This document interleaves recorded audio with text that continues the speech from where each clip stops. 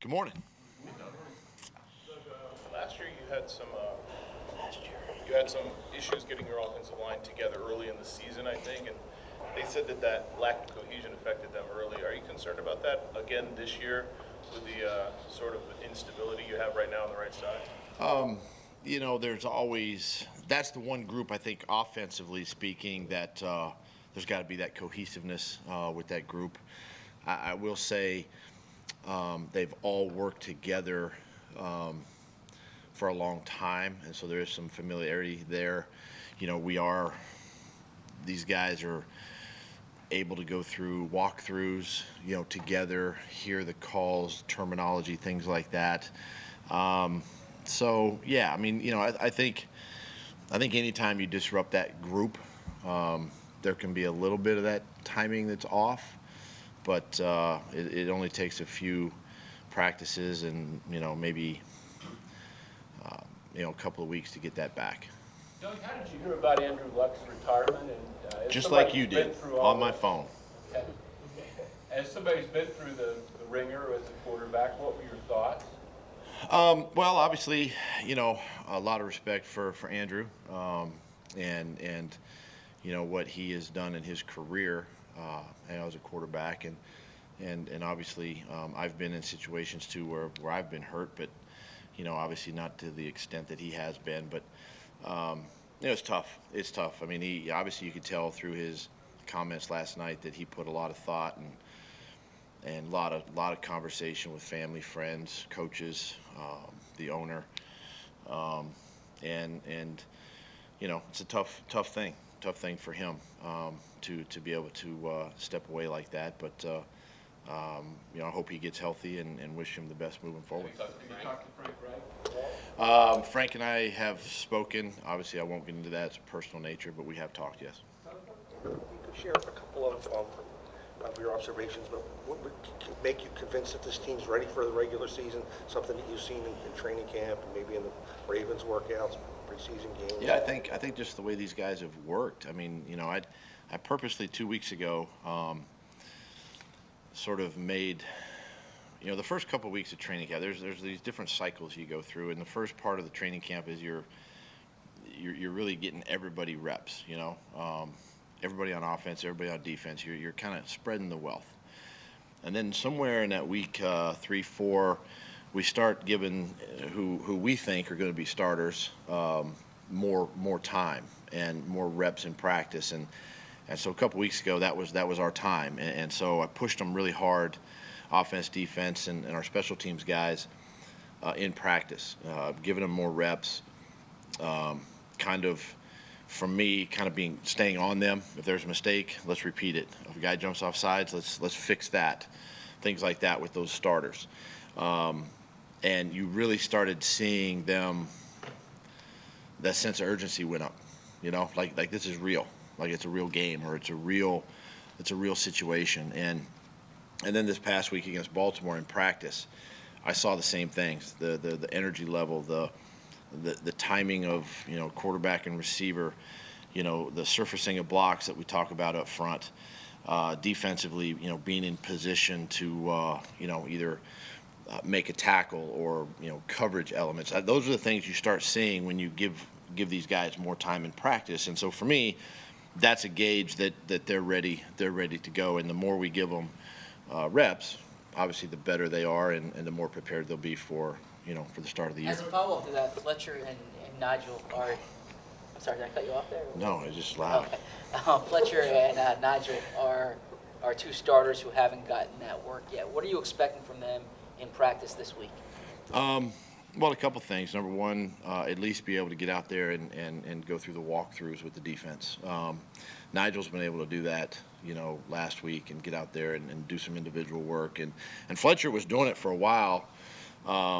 And then now both of those guys, for me, realistically, I want to have everybody, week one, and that's the goal. It's still the goal to have everybody week one. So, but they're sprinkling in the walkthroughs, this week, and then hopefully we get them all next week. Are you confident that you'll have Fletcher week one? I'm confident, that he'll be there. Listen, everybody's different, but I'm confident, and our goal is to have everybody ready. How did Brandon Brooks look in one-on-ones last week, and has he been cleared for team drills yet? Yeah, he's looking really good, and everything that he's doing, he's moving well. We're still, he's been cleared to increase his load a little bit this week, give him some more team reps this week, and see where he's at. We just gotta be careful. I mean, he's a big guy, and obviously with the injury. So, but he's looking good. He's looking powerful, and I'm excited about that. Doug, how tough will cuts be this year? They're tough every year. Tough every year. We got to make decisions that affect these players' lives, and it's difficult to face them and talk to them, and but that's one of the things too that we talk about, or I talk about with the team every year, that with Howie and with Andy Weidel and our personnel staff now, that we're always going to look to bring in depth and competition at every position. And then for the player to make it hard on us as coaches to make these roster moves. So every year it's hard. This will be no different. Doug, you've seemingly gotten Josh Adams involved as a receiver out of the backfield. What type of development has he made from year one to year two? I think number one, learning the different routes from the backfield. It's not always a wide or a swing or a flat. It's different. I mean, we use our backs a little bit differently, and so just learning the techniques and the details there. He's really progressed.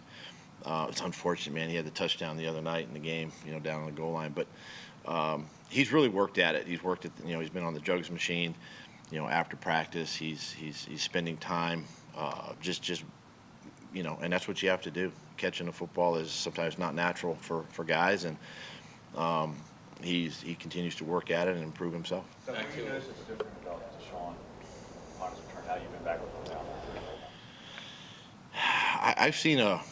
I've seen a guy that still loves football. He loves to practice, be around the guys. I think he's smarter from the standpoint of execution on the field. He sees things fast and quick. And he's not one to, he practices. I think in his past he would pull himself out of practice from time to time or whatever it might be, but he doesn't do that. I mean, he wants to practice and he wants to be with his guys, and that's something I think comes with, with maturity and with experience, and of course being on a new football team causes him to want to be that way, and he's been professional about it his whole time here. It seemed at times last year that you guys were missing that vertical element in the offense. What does he open up for everybody else? Well, obviously the speed, to be able to get deep and get deep quickly, and it's not just running straight lines, vertically down the field. It's across the field, deep crosses and different things that he can do. And this is where the experience of playing over time has come in with him and what you see. And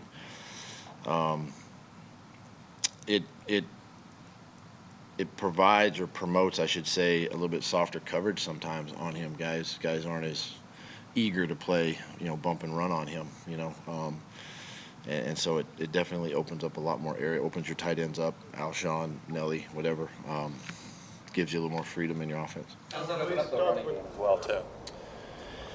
Well, if they're going to double him, like teams have done in the past, I mean, that's two guys away, from the box, and you have favorable box counts, numbers, in there that you can run against, and that's obviously just one specific way that, and then we can move him around. We can motion him, use him in jet sweeps. We can do different things with him too that help in the run game that way.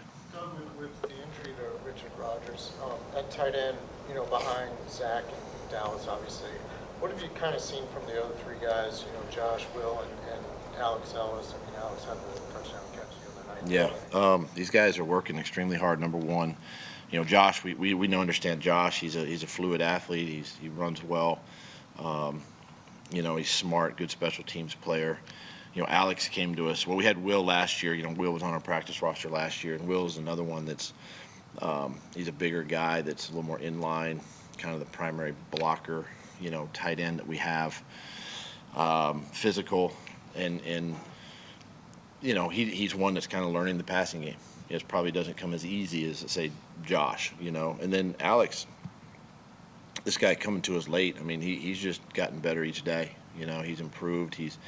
Each game you see him, flying around on special teams, making plays, and then there's a great catch the other night, for the touchdown and certain things. But yeah, he's improving every day. They all have a different skill set, but excited to watch them one more time this week. Which positions are you having the most conversations about in terms of how many to keep?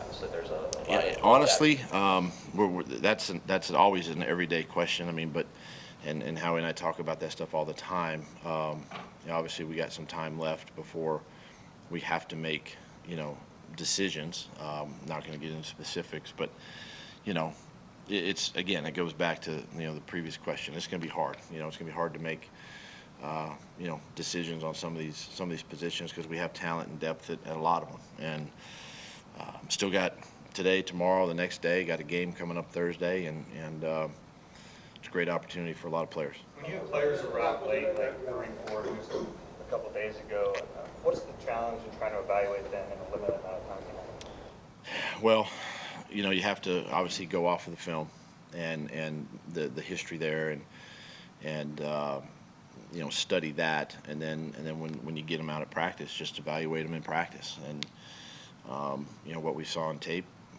from not only a defensive safety position, but a special teams player. This kid's got a lot of talent. He's got some speed, and again, it just goes back to creating that depth and competition, and he brings that to us. Guys, I said 2 more 4 more questions ago. All right, we gotta go. Thank you. All right, thanks, guys.